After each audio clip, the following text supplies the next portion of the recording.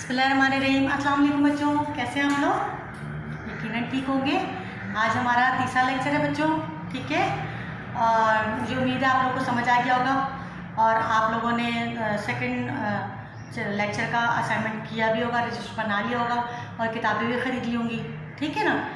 हाँ, तो बच्चों हमने लेक्चर सोम में क्या किया था? तीसरे लेक्चर में हमने सर सैयद अहमद ख़ान की हेडिंग्स पढ़ी थी, उनकी कलाम, उनकी नसर निगारी पर तबसरा, सर सैयद अहमद ख़ान का तारुफ, उनके कलाम पर तबसरा और जो है सबक के बारे में पढ़ा था, ठीक है। तो आज जो है मैं आपको इक़्तिबास की तशरीहात बताऊंगी और सबक का थोड़ा सा खुलासा बताऊंगी, ठीक है। और तशरीहात किस तरह की जाती हैं वो तरीक़ा बताऊंगी, ठीक है।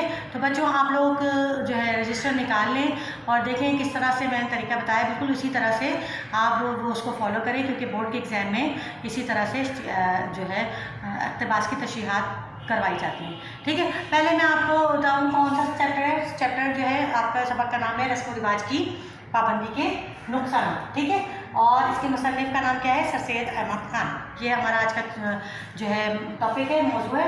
और जो है हम आज हिस्सा नसर में क्या हिस्सा नसर से क्या पढ़ रहे हैं? पहले हम करेंगे तारुफ मुसन्निफ़, फिर हम करेंगे तारुफ सबक, उसके बाद हम मुश्किल अल्फाज करेंगे, उसके बाद हम तशरीह करेंगे, ठीक है।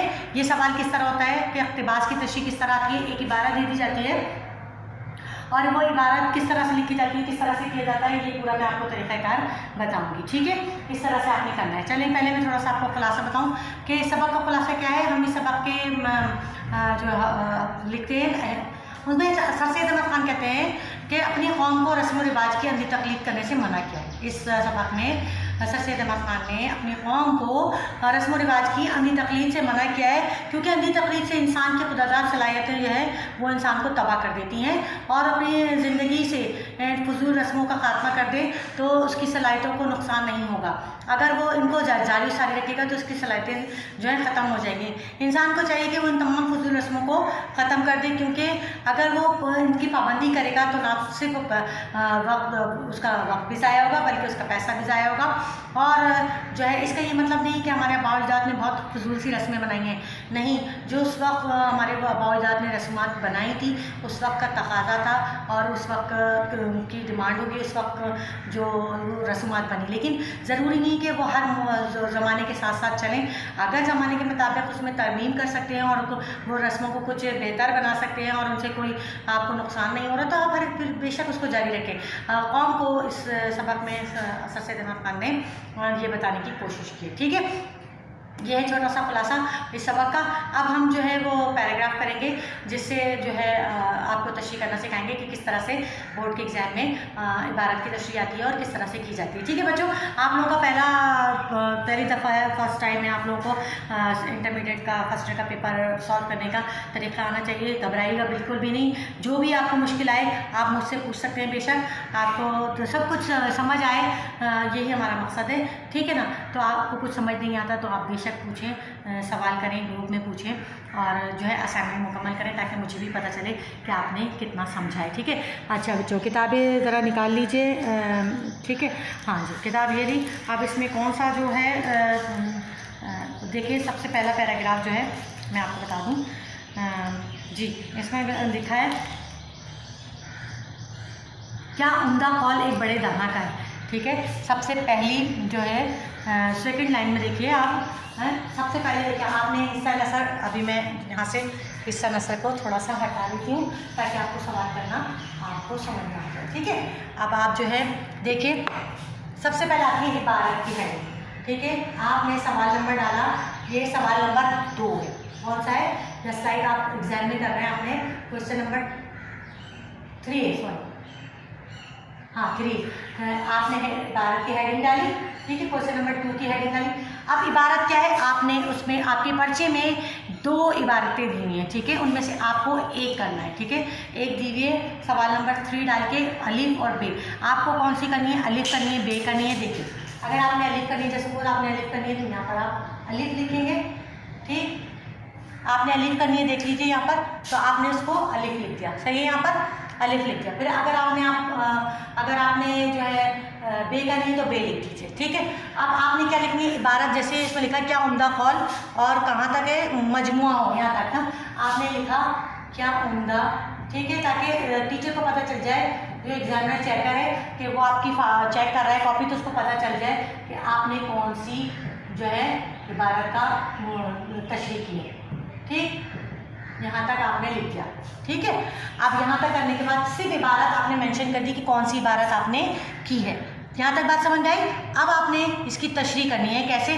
तशरीह करने से कबल हमें पहले तारुफ मुसन्निफ देना है, फिर उसके बाद तारुफ सबक देना है, फिर उसके बाद मुश्किल अल्फाज लिखने हैं इस इबारत में जितने भी हैं, उसके बाद तशरीह की हेडिंग आएगी।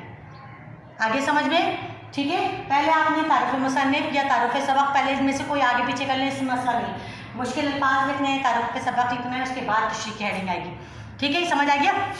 अब जैसे इन्होंने लिखा है कि क्या उम्दा कौल, ठीक है, उम्दा कौल एक बड़े दाना का इंसान की ज़िंदगी की मंशा ये कि तमाम कवी और जज्बात नहायत रोशन और शगुफ्ता हों, इनमें बाहम नामनासबत तनाक़ुस वाक़ न हो, तो बल्कि सबका कामिल कर एक कामिल और नहायत मुनासिब मजमू।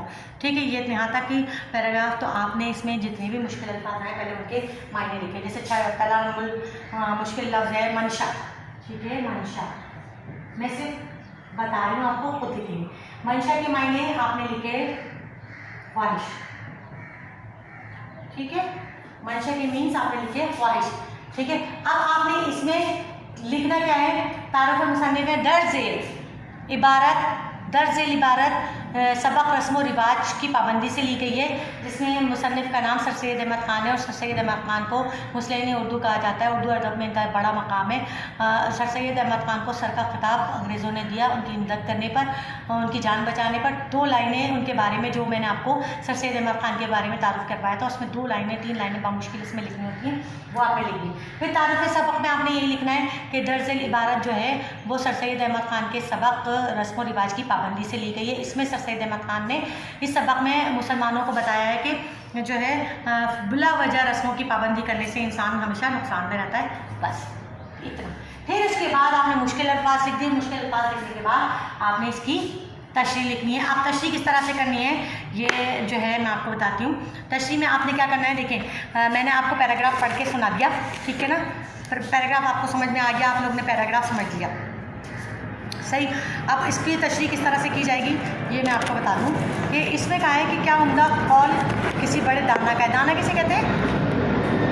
दाना किसे कहते हैं? दाना कहते हैं होशियार शख्स जो बहुत काबिल हो, पढ़ा लिखा हो, जिसे लोगों की दुनिया की समझ हो, उसे कहते हैं। कि बड़े बड़े जो मुफक्किर आलिम दीन गुजरे हैं, उन्होंने कहा कि उनके कौल का बताया कि इंसान की ज़िंदगी में मशक़ तमाम कवी जज्बात नहायत रोशन इंसान की ज़िंदगी का हवाला देते हुए कहा कि दुनिया में हर जगह अच्छी बुरी पुरानी बेकार रस्मों की पाबंदी जो है करने से इंसान की तरक्की रुक जाती है। हकीकत है कि जब इंसान पुरानी और ख़राब रस्मों की पाबंदी मुसलसल किए जाता है तो क्या होता है कि उसकी अपनी ख़ुद की सलाहियतें जो है वो बेकार हो जाती हैं और जो है उसकी तरक्की रुक जाती है। जिस तरह इंसान की ज़िंदगी का मकसद है, इस तरह इंसानी जिस्म के आज़ा अगर गैर मुतनासिब होंगे तो उनमें गड़बड़ होगी, यकीनन होगी। ठीक है, अल्लाह ताला ने एक निज़ाम बनाया है कि इंसान के जिस्म को एक हर तरीक़े से हर चीज़ का अलग अलग किरदार है। नाक है तो उसका काम अलग है, आँख है तो उसका काम अलग है, होंठ है तो उसका काम अलग है, बाल है तो उसके काम अलग है। बिल्कुल अगर इनकी तरतीब हटा दी जाए, इनकी तरतीब बिगाड़ दी जाए तो क्या होगा, पूरे जिस्म का जो निज़ाम है वो दरम बरम हो जाएगा। बिल्कुल इसी तरह ज़िंदगी और माशरे में भी कुछ चीज़ें ऐसी होती हैं जिनको ज़रा सा भी इधर उधर करने से सारा निज़ाम दरम बरम हो जाता है। ये एक बड़े दाना के कौल से अक़स करके ये बात बताई गई है कि जब इंसान के जिस्म के आज़ा नामनस्बत होगी तो जिस तरह इसका निज़ाम दरम बरम हो जाता है, बिल्कुल इसी तरह इंसान की ज़िंदगी में भी कुछ मामला ऐसे होते हैं कि अगर वो इनमें सही तरीके से काम ना करे तो सारा निज़ाम जो है ख़राब हो जाता है। इसलिए इंसान को चाहिए तमाम लोगों से सर सैयद अहमद ख़ान ने इस सबक में जो है गुजारिश की है कि वो तमाम ऐसे रस्म व रिवाज को, फजूल रस्म व रिवाज को तर्क कर दें, ख़त्म कर दें कि जिनसे सिर्फ़ और सिर्फ वक्त का ज़ियाँ, पैसे का ज़ियाँ और हमारे लिए बिल्कुल फजूल है, उनको ख़त्म कर दें। और हाँ, अगर इसकी जगह हमें जारी और सारी रखना है तो कोई अच्छे नेक काम नेक मकासद है, ताकि इस तरह से जो हमारी फितरी सलाहियतें, जो अल्लाह ताला ने हमें खुदादा सलाहियतें दी हैं, उनसे हम पूरा फ़ायदा उठा सकें। ठीक है, ये मैंने आपको मुख्तसर सी तशरीह बता दी है जो एक दाना के कौल के हिसाब से थी।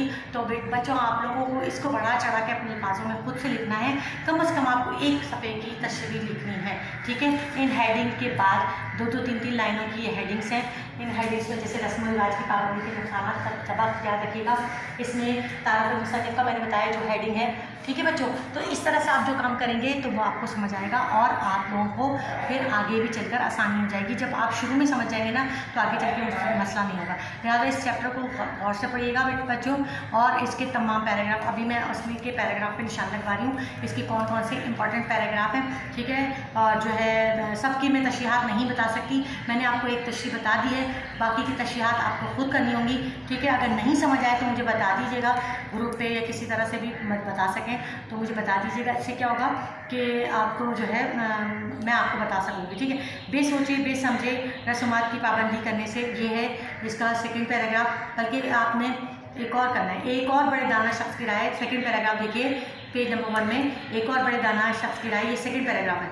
आज़ादी अपनी खुशी से यहाँ से लेकर कसरत पर मबनी नहीं है, यहाँ तक निशान लगाइए जल्दी। ठीक है, सुंदरबास में एक और बड़े दाना शख्स की राय का नतीजा और कसरत पर मबनी नहीं है, यहाँ तक। फिर जो है लास्ट पैराग्राफ, बेसोचे बेसमझे, ये पैराग्राफ पूरा कहाँ तक, ये पैराग्राफ है जुदा जुदा इनायत किए हैं पेज नंबर 2 पे। ठीक है, यहाँ तक निशान लगाइए।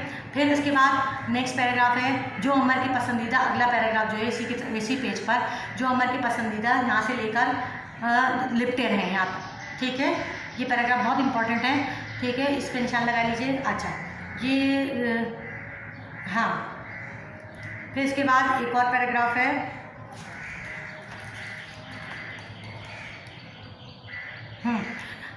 Page number 5। पेज नंबर 5 निकालिए, सबसे लास्ट पैराग्राफ तारीख से साबित है ये वाला। ठीक है, और मजदूर हो जाती है यहाँ तक। ठीक है, सही है। अब यहाँ तक निशान लगा लिया आप लोगों ने। ठीक है, ये इंपॉर्टेंट पैराग्राफ है। अब आपका होम असाइनमेंट क्या है, इन पैराग्राफ में जो 4 पैराग्राफ मैंने निशान लगाया, इनमें से जो आपको समझ आ रहा है उस पैराग्राफ की तशरीह मुसन्निफ़ के तारुफ के साथ, सबक के तारुफ के साथ और मुश्किल अल्फाज के साथ आप लोग लिखेंगे। ठीक है, तहरीर करेंगे और मुझे जल्द से जल्द असाइनमेंट पहुंचाएंगे। ठीक है, जब ये आप असाइनमेंट पहुंचाएंगे तो फिर मैं उसके नंबर दिए जाएंगे जो आपके लिए आगे चल के काम आएंगे। ठीक है, आज के लिए इतना ही, मिलते हैं अगले लेक्चर में। अल्लाह हाफ़िज़।